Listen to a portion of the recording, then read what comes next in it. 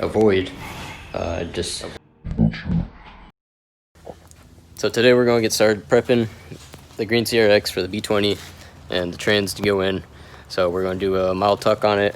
We're not going to be shaving the engine bay or anything like I did on the black one, but we're going to do a wire tuck. It was pretty similar to the black one. I'm going to do a nice respray, and we're going to get some of this unnecessary crap out of the way. Tuck the brake lines. We're going to do very budget. This is going to be a true budget car. So I hope you guys learned something.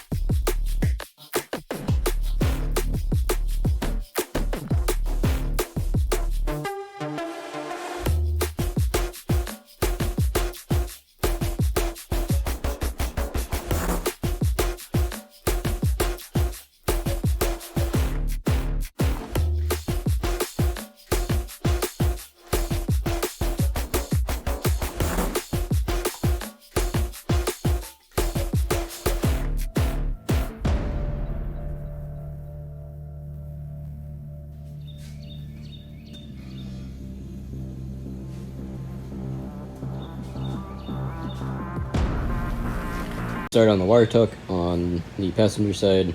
Shumard is going to get all this cleaned up so we can start sanding with a Scotch-Brite or some 300 grit sandpaper and get this ready for a new coat of paint and some clear.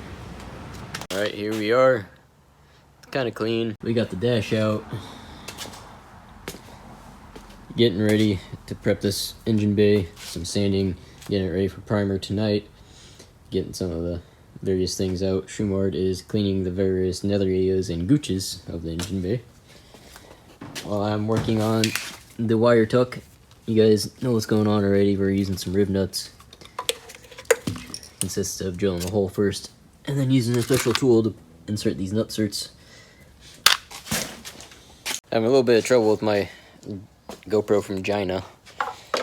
Batteries keep dying super quick.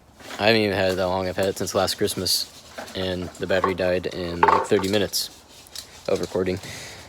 So I'm going to try to, hopefully this other battery is better so we can get some more action shots for you guys. But we're going to keep cleaning up and I'll check in when we're done.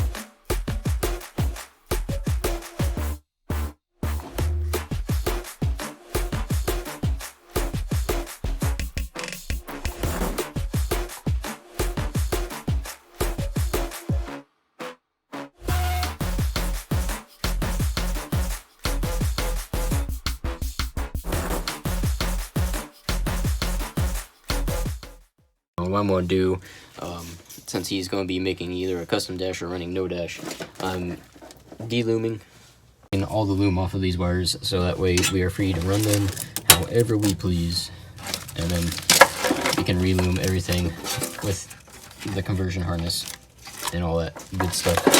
So that way it'll be looking all pretty under here. So when you're running no dash, everybody can look at the nice wiring. You guys know what time it is. So I'm gonna cut these studs out. I'm gonna weld in some new ones so we can get the ECU and the fuse box mounted, get all the wiring finalized in here, start figuring out what we want to do for a dash.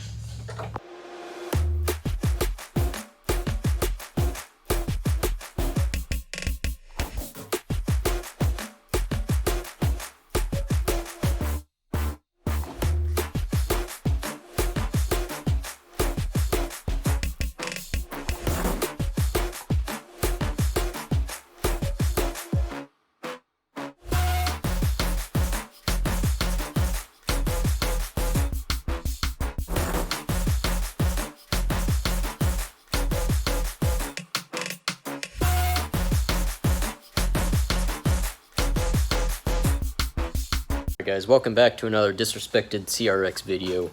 Shoemord's over here unpacking his stuff. We got the B20 out, ready to get prepped. He's gonna clean it up a bit. We're gonna add some new parts, thermostat, take some stuff off like the power steering. He doesn't need that. You can see it's a little wet.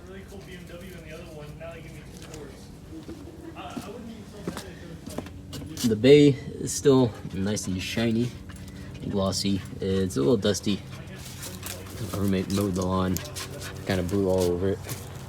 But the main problem here is wiring needs to be finished. Tuck harness on both sides.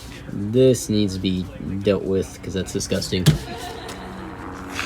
I believe it's coming through right here. This is a really common problem on 91 CRXs. So if this is the leak, we'll get it sorted. Probably just get some JB Weld. They have a lot of different products. It's obviously not done. Some of it is going to fit without having to extend it, like fog lights and such, but other parts are going to have to be extended, such as that plug there. Ugly ass sticker they hooked my man up with. They hooked me with two of them. Two of the same one. Disrespect. Alright, so the block is essentially stripped now. Wiring harness pretty much done. So next up, go over refresh gaskets, new timing kit, new water pump, stuff like that. We won't speed through this stuff. It's all pretty simple when you get to this point, except for the timing procedure, which I'll show you guys. So first up is a new thermostat, which is in the upper coolant housing. It's held on by two 10mm bolts. And when you take it out, make sure you mind the position that it's in so you don't put it in backwards. We have the new thermostat and the old thermostat. This is just a factory replacement for the temperature. You can get lower temperature range ones, so that way your thermostat isn't open to a cooler temperature or lower temperature. NGK plugs, highly recommend NGK. It's a good brand. These are factory replacement iridium, so they should last longer, make good spark.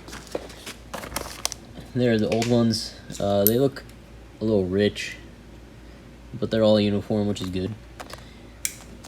Highly recommend using anti-seize on your installation of your spark plugs on the threads. Make sure you don't get it on the diodes though, or electrodes, sorry. And then also dielectric grease on the ceramic, so you get good connection between your spark plug boots. I'm not going to put these on just yet though, because the valve cover for this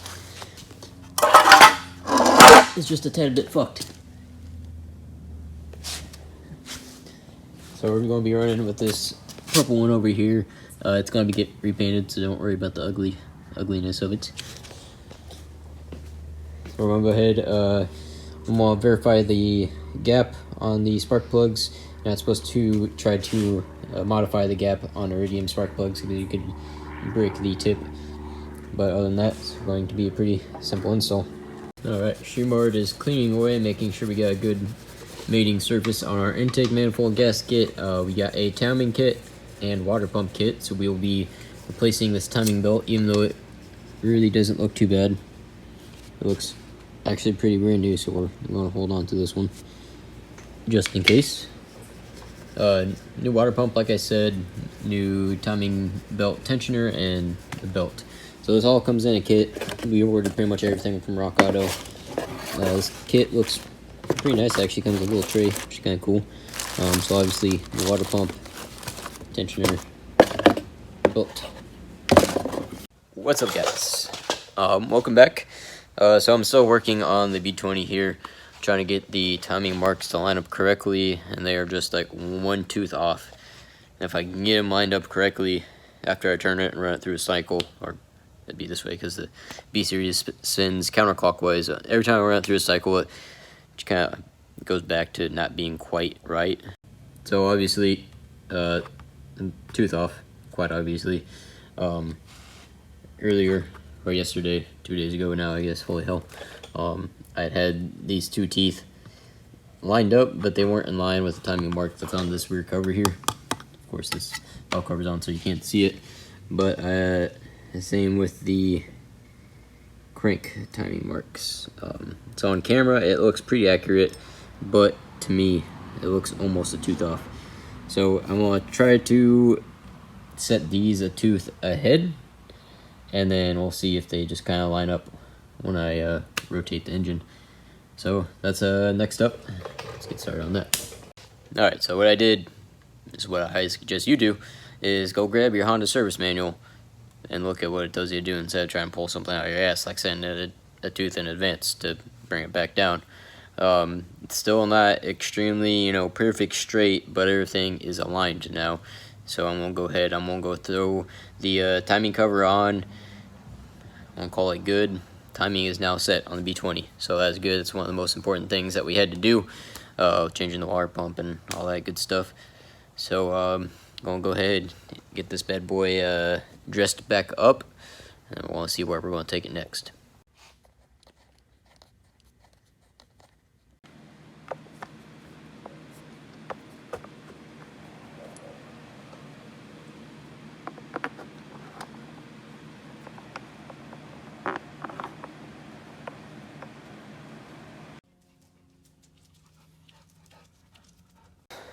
Alright guys, it is nighttime, and update on the disrespected CRX.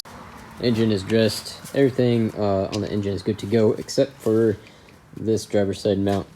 So obviously it's very, very crooked. That's because the B20 needs a post mount, needs a different post mount because it is just ever so slightly off from the B18 that these mounts were on, which is why it doesn't sit straight. Next up, this is what's left of the differential inside the trans, so that's cool. Now this was the trans I was running in the green car with the B18, and it was fine-ish. I always noticed that there's some popping going on when I'd go into first gear from a stop, and I thought it was the steering rack or the axle binding up. I guess I wasn't wrong, the axles were binding up on the chunks of fractured diff. So that's where that is now. Kind of sucks. We were going to get the engine and the trans in tonight, but those are going to go on the back burner until we get a different post mount and figure out what to do with this situation here. Anyways guys, I'm going to cut it off here. It's going to be the first video of the disrespected CRX, ending on a very disrespectful note. See you guys next time.